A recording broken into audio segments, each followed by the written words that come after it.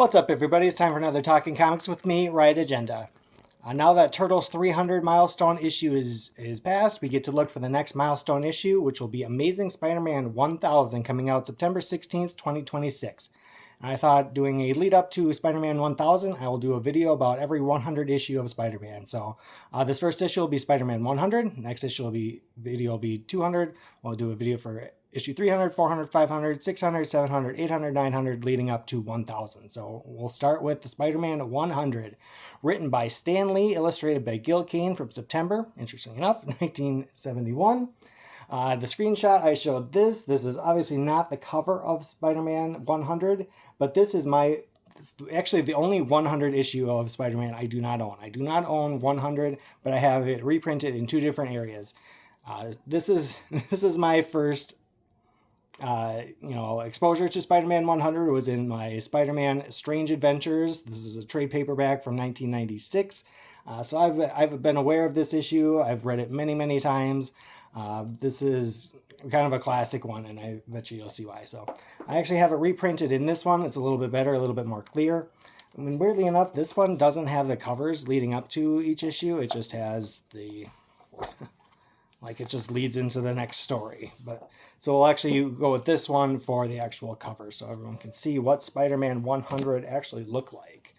Boom! Spider-Man.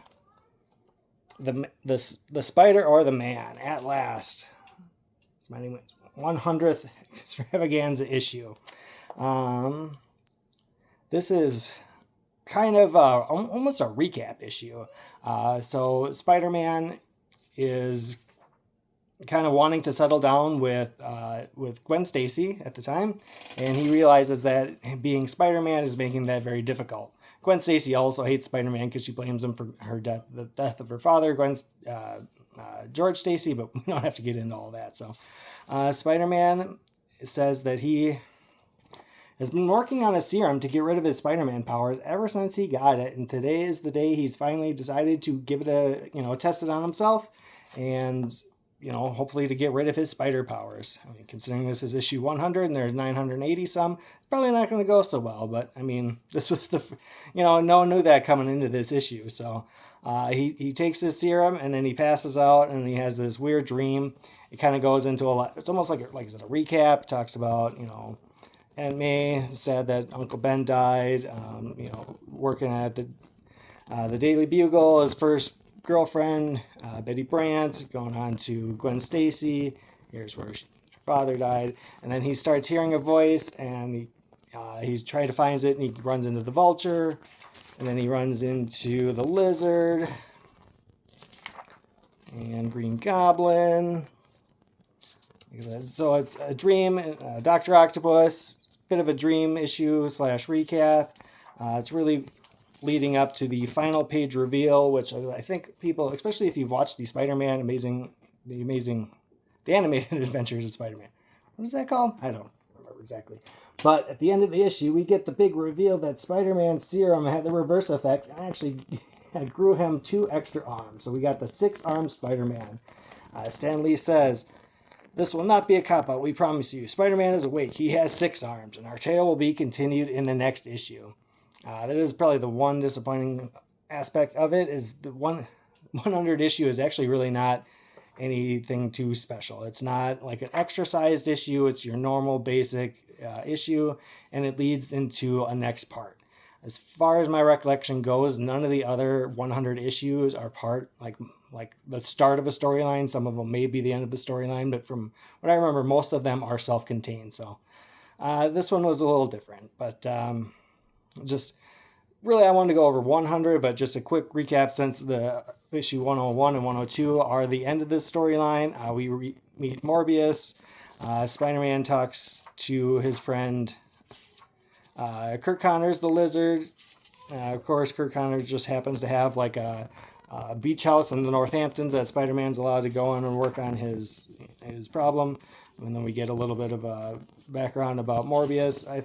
The origin is not done the best about Morbius. I mean, let me know in a comment below if you want me to go into more in depth about this story and Morbius and whatnot. But like I said, just kind of want to do just to finish off what happened in issue 100. So Spider-Man's doing some tests, trying to get, fix his problem of having too many arms. Morbius attacks him. I mean, it's comic book stuff. At the very end, Lizard shows up. I mean, technically it's his house. So we find, like, after the fight between the Lizard and Morbius, which actually that was kind of cool. It's pretty rare you see a fight in a comic book not featuring the title character, so that was kind of fun. Morbius bites the Lizard, and his bite has a weird effect of slightly transforming the Lizard back into Curt Connors. So we're like, hey, there's something with this Morbius bite. We'll track Morbius down. They release, apparently there's some enzyme in his bite that is helping with these transformations, so they track. This is actually a cool panel. So the Six-Armed Spider-Man and Lizard are tracking down Morbius. They find him. They knock him out. They get a vial of his blood, and they find out, mixing with the serum, that Spider-Man drinks it and he loses his arms, goes back to normal. Lizard also drinks it and he goes back to normal Curt Connors. So, yeah, that was the first actual 100th anniversary issue of Spider-Man. Like I said, I've read this many times. It came out in 1971. I've had a copy of it since I've been about 10, 11 years old. So this is a classic one. Yeah, so in the next video, I'll do, maybe not the next video itself, but in the future, I'll do an episode for issue 200.